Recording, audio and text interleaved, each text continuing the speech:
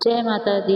माता रानी की कृपा सदा आप और आपके परिवारजनों पर बनी रहे। आज सुनिए देवी भागवत पुराण की आगे की कथा। ऋषिगण कहने लगे, हे महाभाग्य जी, वेद व्यास जी, जिस कथा के रचयिता हैं उस पावन प्रसंग को स्पष्ट करने वाले आपके यह अमृतम वचन बड़े ही मधुर हैं। इन्हें पीकर हम अभी तृप्त ही नहीं हुए, इसलिए इस पौराणिक पवित्र कथा को हम पुनः आपसे पूछना चाहते हैं। इसे सुनने से भी सभी पाप नष्ट हो जाते हैं। महर्षि, सुना है वृत्ता असुर नाम का एक प्रतापी असुर था। उसके पिता त्रिष्टा थे। महात्मा इंद्र ने युद्ध में उसे क्यों मारा डाला? त्रिष्टा देव वर्ग के सदस्य थे। उन्हीं का अत्यंत शूरवीर पुत्र वृत्ता असुर था। ब्राह्मण वंश में उसकी उत्पत्ति हुई थी और उसके शरीर में अतः बल था। इंद्र के हाथ उसका वध होने का कारण था। देवराज इंद्र ने छल करके जाल के द्वारा उसका वध कर दिया। इसका क्या कारण था? ऐसा क्यों किया गया? उस समय ब्राह्मण की हत्या से उत्पन्न पाप इंद्र को लगा था या नहीं? और एक दूसरी बात यह भी है, आप बहुत पहले कह चुके हैं कि देवी ने वृत्तासुर का वध किया है। इसमें क्या रहस्य? श्री सूत जी कहने लगे, मुनिगण, वृत्तासुर के वध से संबंध रखने वाला यह प्रसंग कहता हूँ, ध्यान पूर्वक सुनो। ब्रह्मा हत्या से उत्पन्न दुख जिस प्रकार इंद्र को भोगना पड़ा, वह विषय भी इसमें आ जाएगा। प्राचीन समय में राजा जन्मेजय ने भी सत्यवती नंदन व्यास जी से ऐसा ही प्रश्न किया था। उस समय उन्होंने उनसे जो कुछ बताया वही अब मैं बतला रहा हूँ। जन्मेजय ने पूछा, मुनि, इंद्र ने वृत्तासुर का वध किया और प्राचीन कथा है कि फिर उस दैत्य को देवी ने कैसे मारा? किस कारण इस कार्य में देवी की प्रवृत्ति हुई? मुनिवर, एक ही वृत्तासुर के विनाशक तो कैसे हो गए? इस प्रसंग को मैं सुनाना चाहता हूँ। उन्हें आप भगवती जगदम्बा का ऐश्वर्य जो वृत्तासुर के वध से संबंध रखता है बताने की कृपा करें।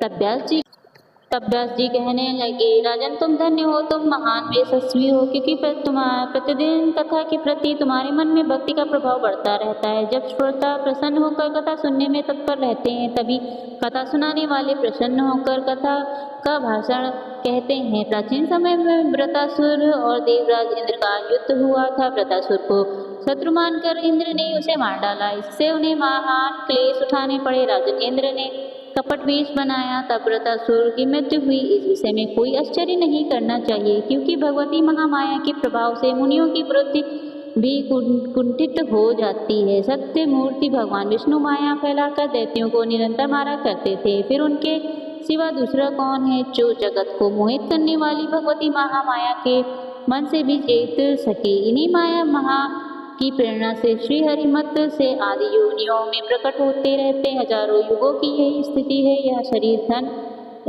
धर वांडो पुत्र और स्त्री सब मेरे हैं। इस प्रकार के मोह में पड़कर सभी प्राणी पुण्य और पापम कर्मों से बचे रहते हैं, क्योंकि अपार गुण वाली महामाया सबको मोहित किए हुए है। कोई भी मनुष्य इस माया को मिटा नहीं सकता। इसी माया के प्रभाव से महान देवता भी अपना उद्देश्य सिद्ध करने के लिए छल पूर्वक वृत्तासुर को मारने में तत्पर हो गए। वृत्तासुर और इंद्र में परस्पर जिस कारण विरोध हो गया था, वह प्रसंग भी अब मैं बताता हूँ। त्रिष्टा प्रजापति के पद पर नियुक्त थे। उन महान तपस्वियों को देवताओं में प्रधान माना जाता था। उन्हीं के हाथ में देवताओं के कार्य की सारी व्यवस्था थी। वे बड़े कार्यकुशल और ब्राह्मण प्रेमी थे। इंद्र के साथ कुछ बैर हो जाने पर त्रिष्टा ने एक पुत्र उत्पन्न किया, जिसके 3 मत्स्य थे। उस पुत्र की विश्वरूप नाम से प्रसिद्ध हुई। उसका रूप बड़ा ही आकर्षक था। 3 मनोहर और श्रेष्ठ मुखों से युक्त होने के कारण उसकी शोभा विशेष बढ़ गई थी। उसके 3 मुखों से अलग अलग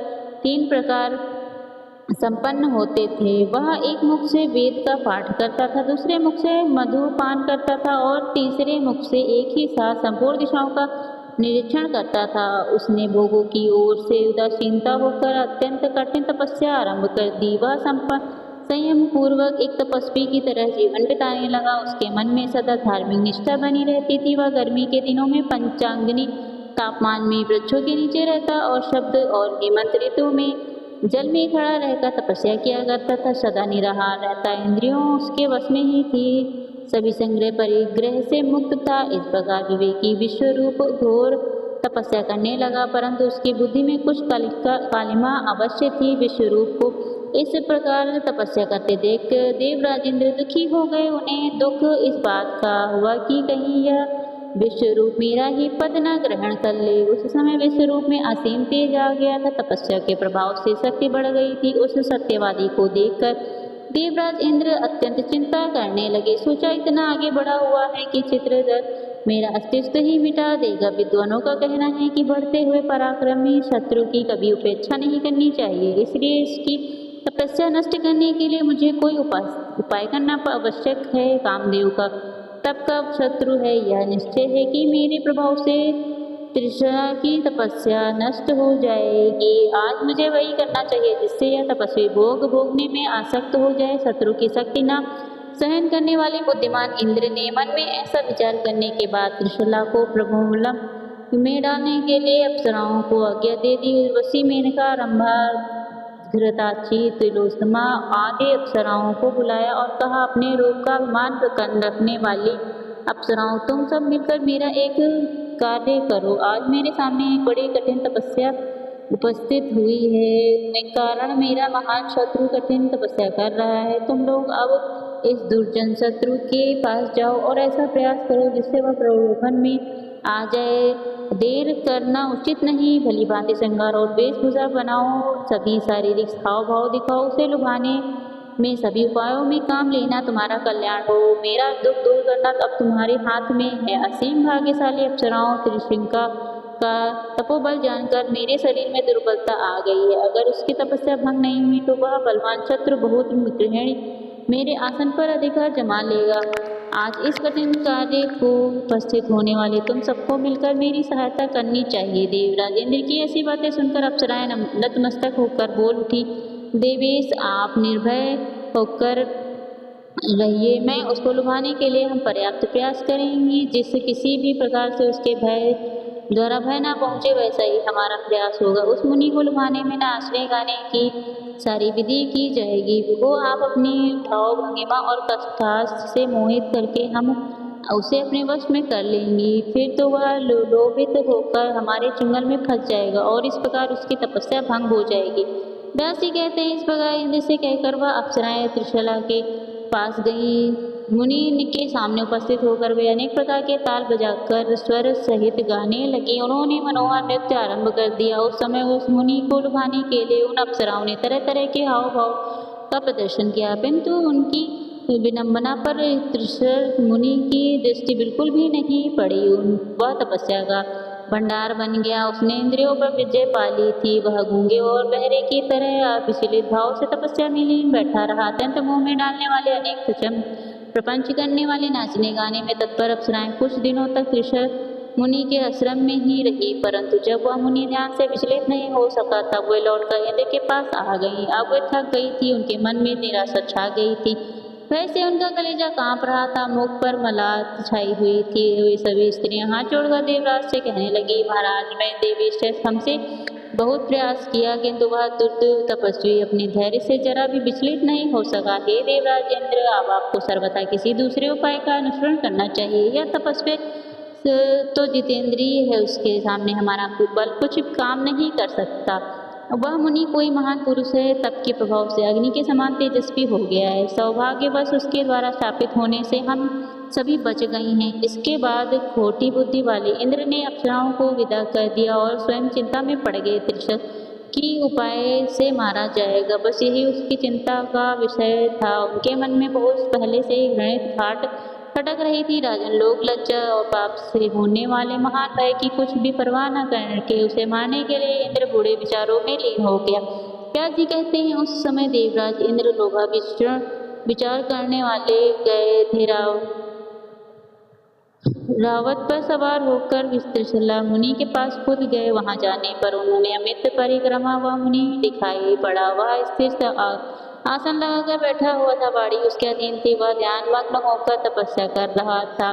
तेज के कारण सूर्य और अग्नि के साथ उसकी तुलना हो रही थी। उसे देखकर इंद्र के मन में अत्यंत खेद उत्पन्न हो गया। सोचा, हो इस मुनि ने को मारने में कैसे सफल हो सकूंगा। निश्चय ही यह तो परम धर्मात्मा है, तब बल से इसकी कांति चमक रही है, लेकिन मेरे आसन पर अधिकार जमाने की इच्छा वाले इस शत्रु की अब अपेक्षा भी तो कैसे की जा सकती है। ये विचार करने के बाद देव कर्णों के अध्यक्ष देव इंद्र ने स्वयं अपना सर्वोत्तम वज्र अस्त्र, जो सूर्य और चंद्रमा के समान प्रकाश फैला रहा था, त्रिपुरा मुनि पर चला दिया। उस समय मुनि की समाधि लगी हुई थी। अब वज्र की चोट से घायल होकर वह तपस्वी जमीन पर गिर पड़ा। उसके प्राण प्रयाग कर गए। वह घटना देखने में बड़ी ही आश्चर्यजनक थी। जान पड़ता था मानो पुलिस से कटा हुआ पर्वत का शिखर गिर पड़ा हो। उसे मारकर देवराज को बड़ा हर्ष हुआ। वहां उपस्थित मुनिगण हाहाकार करने लगे। उसके मुंह से लगातार ध्वनि निकलने लगी कि हाय शत्रु इंद्र बड़ा पापी है, इसने इस तपस्वी को मारकर बहुत बड़ा अनर्थ कर डाला है। इस समय यह इंद्र महान दुष्ट और पापी बन गया। तभी तो इसने निरपराधी मुनि को निर्मम हत्या कर डाली। हत्या के प्रकट हुआ पाप इस पापी को अवश्य ही भोगना पड़ेगा। इसके बाद त्रिशूला मुनि का वध करके इंद्र अपने महल की ओर चल पड़े। वह मुनि महान आत्मा तथा तप का भंडार था। इंद्र द्वारा मारे जाने पर भी ऐसा प्रकाशमान हो रहा था मानो जीवित हो पुरुष हो जमीन पर निर्जीव पड़ा था, परंतु प्राणधारी व्यक्ति की तरह उसके द्वार चेष्टा हो रही थी। यह देखकर इंद्र अत्यंत विचलित हो गए। उनके सभी अंगों में उदासी छा गई। मन ही मन सोचने लगा, कहीं यह फिर से जीवित तो नहीं हो जाएगा। उस समय तशा नामक एक व्यक्ति खड़ा था। उस पर दृष्टि डालकर देवराज ने अपना काम सिद्ध हो जाने के लिए कहा, तशा तुम मेरी बात मानकर इस महान तेजस्वी मुनि के मस्तक को धड़ से अलग कर दो। ऐसा करना लगता है मानो यह जीवित हो जाएगा। प्रयास करोगे यह जी न सके। इंद्र की बात सुनकर उन्हें निंद सिद्ध करते हुए तशा कहने लगा, इस मुनि का कंधा बड़ा विशाल प्रतीत हो रहा है। देवराज मेरी कुल्हाड़ी उसे नहीं मार सकेगी। फिर मैं इस कृत कार्य से प्रवृत्त भी नहीं होगा। तुमने यह अत्यंत निंद काम किया है। अच्छे पुरुषों ने यह ऐसे कार्य की घोर निंदा की जाती है। जो मरा हुआ है उसे पुनः मारने में केवल पाप का ही भागी होना पड़ता है। मैं इस पाप से बहुत डरता हूँ। यह मुनि तो मर ही गया है, फिर इसका सिर काटने में क्या लाभ? पाक शासन भला बताओ तो इन कलुषित कार्य में क्या तुम्हें भय नहीं लगता? इंद्र बोले, इस मुनि का यह विशाल शरीर ऐसा जान पड़ता है मानो अभी इसमें प्राण विद्यमान है, इसलिए मैं डर रहा हूँ कहीं मेरा यह विपक्षी मुनि फिर से जीवित न हो जाए। सुनकर तशा ने कहा, दमन ऐसी निर्मम हत्या कितना नीच कर्म है, क्या तुम्हारे हृदय को अंकित नहीं कर रहा? इस ऋषि गुमा के मारने से ब्रह्म हत्या हुई है, क्या तुम्हें इसका भय नहीं? तब इंद्र कहने लगे, इस पाप को दूर करने के लिए फिर मैं क्या प्रायश्चित कर लूँगा? महात्म्य छल करके भी शत्रु को मार डालना सर्वथा उचित है। तशा ने कहा, भगवान तुम्हें महान लोग घेरे हुए हैं, इसी से समय यह पाप कर रहे हो, किंतु वो भला बताओ कि तुम्हारे सिवा मैं इस नीच कर्म में सम्मिलित क्यों हूँ? तब देवराज कहने लगे, अब से सदा के लिए मैं निश्चय कर लेता हूँ कि समस्त यज्ञों में मैं तुम्हें ही भाग दूंगा। यज्ञ करते समय मनुष्य तुम्हें बलि चढ़ाया करेंगे। तुम्हारे लिए यह मूल्य निर्धारित हो गया। इसके बदले में त्रिशला के मस्तक को काटकर तुम मेरा बस यह एक प्रेस काम कर दो। व्यास जी कहते हैं, राजन इंद्र की बात सुनकर तशा के मन में भी लोभ आ गया, और लोभ तो सभी पापों का मूल है। फिर तो उसने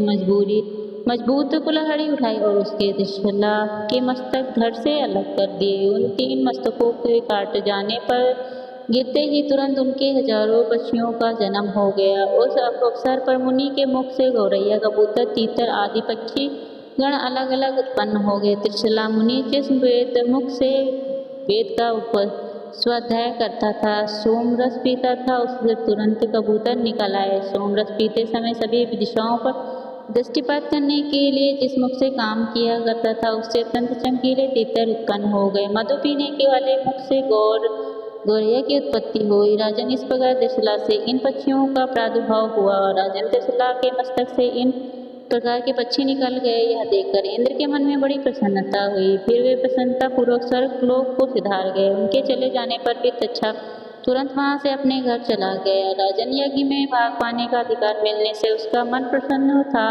महान पराक्रमी शत्रु मार डाला गया। यह समझकर इंद्र भी भवन पर पहुंचे और अपने कार्य को कृत मानने लगे। ब्रह्म हत्या की उन्हें कुछ भी चिंता नहीं हुई। उधर त्रिशला ने जब सुना कि मेरा परम धार्मिक पुत्र मारा गया, वह उनके मन में क्रोध की सीमा नहीं रही। उन्होंने यह कहा कि मेरा एक पुत्र पूर्णात्मा मुनि था, इसके द्वारा वह मारा गया, उससे अवश्य लेना है मुझे। इसके वध के लिए मैं पुनः पुत्र उत्पन्न करूंगा, तब देवता मेरा पराक्रम और तपोबल देखेंगे। जय माता दी। आज के अध्याय में बस इतना ही। इसके आगे का वृत्तांत जानने के लिए कृपया अगले अध्याय की जरूर सुनिएगा। धन्यवाद।